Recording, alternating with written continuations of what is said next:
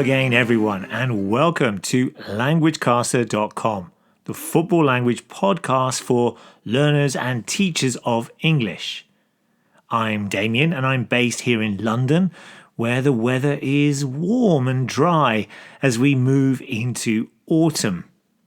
Now, the latest international break has just taken place, so qualifiers for the 2024 European Championship, the 2024 AFCON tournament, the start of the CONMEBOL qualifiers for the 2026 World Cup, and some friendlies. And this meant it has been a busy time for footballers. And on today's podcast, we will be looking back at some of the language from some of those matches as we look at some of the good, bad, and ugly moments from the past week. Now, apologies for the delay in this football language report. Both Damon, who is of course based in Tokyo, Japan, and myself have been on short breaks, but we are back for the new season of football language podcasts. And it is already looking good for both Damon's favourite team, Liverpool, and my team, Tottenham, as they remain undefeated after the opening 4 games of the 2023-24 season. Undefeated, of course, means that neither side has lost a game yet. Both teams have 10 points from their opening 4 matches, which is a great start to the season, although still 2 points behind the holders, Manchester City, who have a 100% record.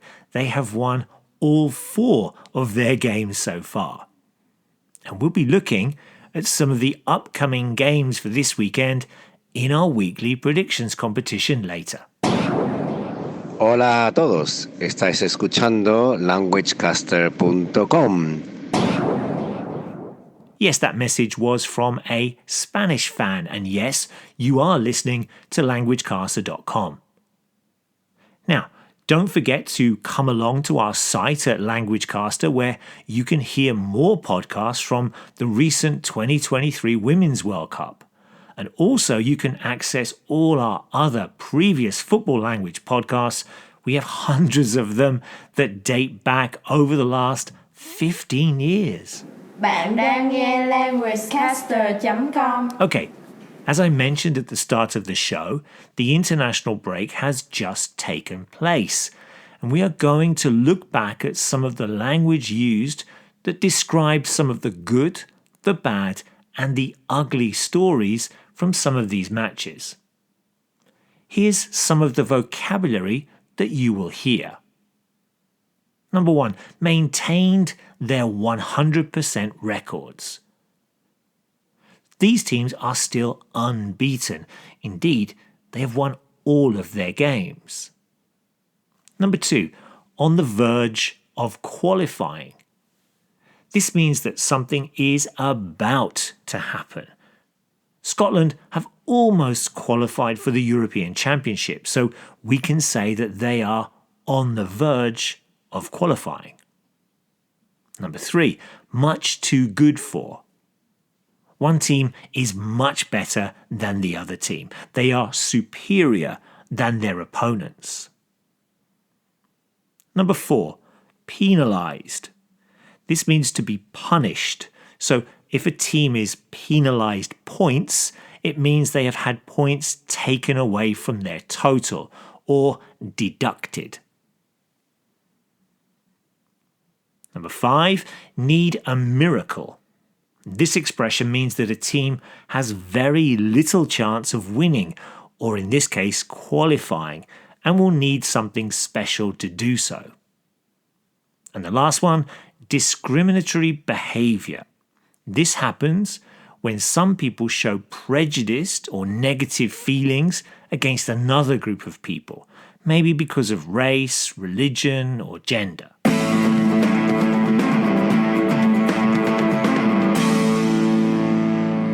Okay, let's start with the good.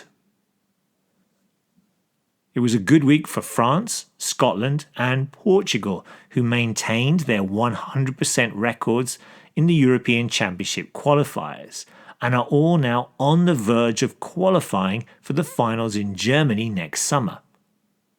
Portugal thrashed third place Luxembourg 9-0, while Scotland easily won away in Cyprus, and France were much too good for the Republic of Ireland.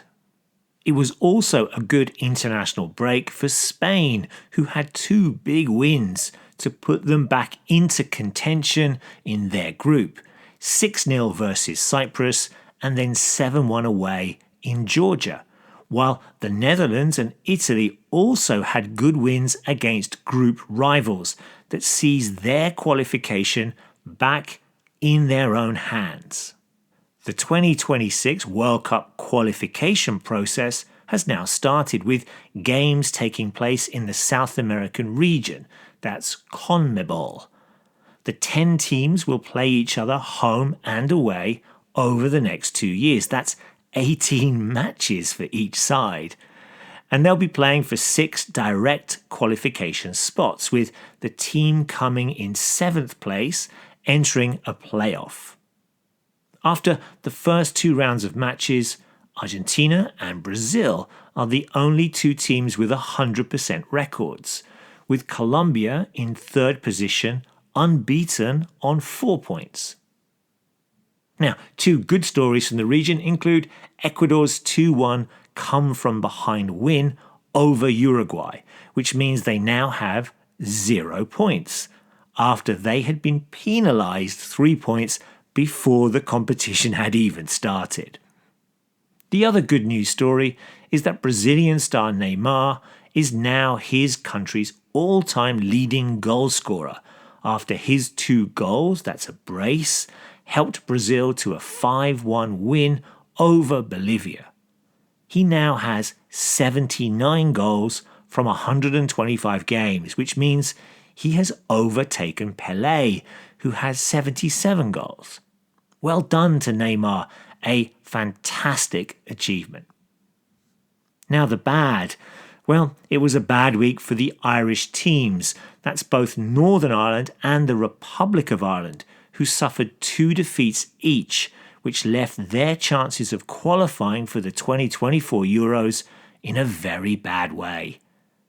Northern Ireland lost 4-2 in Slovenia and then lost 1-0 away in Kazakhstan, and this was their 5th defeat in a row, and these defeats have left them second bottom of the group.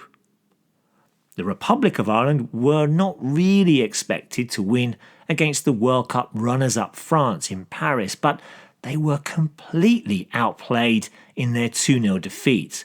And although they did play a little better in their next match at home against the Dutch, they still lost 2-1, which means they will need a miracle to qualify for next summer's finals. Another big story from Europe involved the 2024 European Championship hosts Germany, as they fired their manager, Hansi Flick, after another poor performance. The home defeat against Japan was their 5th game without a win. Flick did not have a good World Cup when Germany failed to make it out of their group, and confidence among players and fans is really low. It will be interesting to see who will take over the national side and whether they can lift the hosts before the 2024 finals next summer. The ugly. Well, there were some ugly scenes in the Group I match in the European qualifiers between Romania and Kosovo, as some home Romanian fans held up banners that attacked their opponents and were seen as discriminatory behaviour, according to UEFA. The referee suspended the game for a short while. He stopped the game, which is interesting that he decided to do this.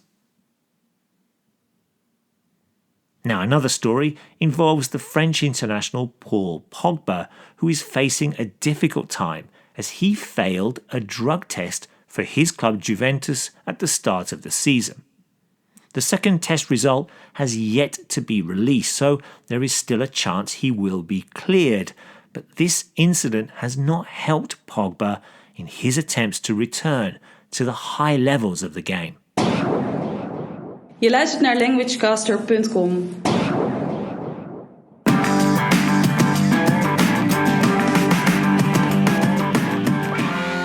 Now, regular listeners will remember that Damon and myself used to do a regular weekly predictions battle in which we tried to guess the scores from some of the big games each week, and we thought it would be fun if we brought this feature back for this season. And we're going to have a guest predictor each week also trying to predict the scores, making it Damon versus Damien versus the guests. Remember, if we get the exact score right, then we get 3 points, while if we manage to get the right result but not the exact score, then we get 1 point. Okay, let's take a look at the games from this week which feature the top 4 in the Premier League. And our guest predictor this week is Lowestoft Town FC supporter Tracy. Lowestoft Town are a non-league club from the east coast of England for those who may not know them. Tottenham versus Sheffield United. As a Spurs fan, I am delighted with the start to the season, and on paper we should win this home game against newly promoted Sheffield United, who have yet to win a game this season. I'm going for a 2-1 home win. Damon has also gone for a home victory. He said Tottenham would win 3-1, while Tracy has gone for a 2-1 win for Spurs as well. Wolves versus Liverpool. Liverpool have also started well and should manage to get 3 points away at Wolves, who have been very inconsistent so far this season. Remember that if a team is inconsistent, it means they are sometimes playing well and other times really badly. However, unlike Sheffield United, they do have a win, but I don't think they'll win here. 3-0 to Liverpool for me. Tracy thinks Liverpool will win 2-0, while Damon has gone for the same score. And finally, West Ham versus Manchester City. This game sees the leaders, Man City, take on 4th placed West Ham at the London Stadium in what should be a really interesting match. But despite West Ham's very positive start to the season, I think that City will be too strong for the East London side and will run out 2-0 winners. Damon has gone for a 1-1 draw, while Tracy has also said that this top-of-the-table clash will finish 1-1. What do you think of our predictions? Let us know by adding them below the post or by dropping us a line at admin@languagecaster.com. And next week, we'll be looking at the following 3 matches, some huge derbies here. The North London derby between Arsenal and Tottenham, the Madrid derby, that's Atletico Madrid versus Real Madrid, and the big game in France, PSG versus Marseille. So if you'd like to play for the guest team, then send on a message to us at admin@languagecaster.com, or you could even send us an audio file. We'd love to hear from you.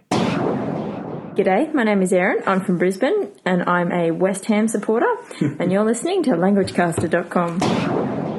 Now, recently we've posted some new football language expressions on our site, including wipe the floor with, which is used when one team easily defeats or thrashes another, and also the phrase challenge when talking about tackling.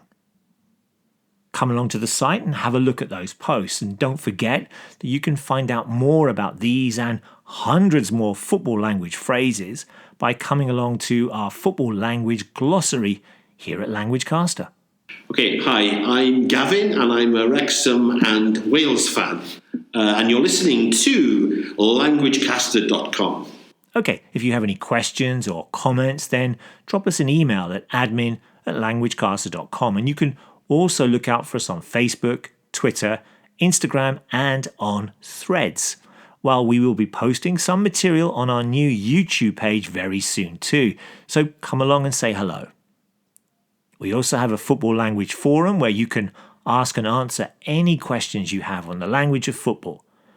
Take a look at some of the posts there, do some of the quizzes, maybe add a comment or a question, or simply say hi. Vous écoutez languagecaster.com. Yes, you are listening to Language Caster. That message was from a French football fan. Don't forget, there's a transcript for this short podcast with lots of vocabulary support.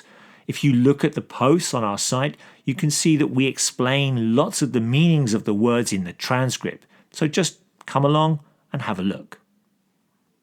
Okay, that's it for this podcast, in which we look back at some of the language from the international break, including maintain their 100% record, on the verge of qualifying, and to be much too good for. Let us know if you hear any of the phrases that we've used on today's show, in any language, of course. And don't forget to look out for our predictions and enjoy all the football this weekend. We'll see you again soon when we'll be looking at more football language. Bye-bye.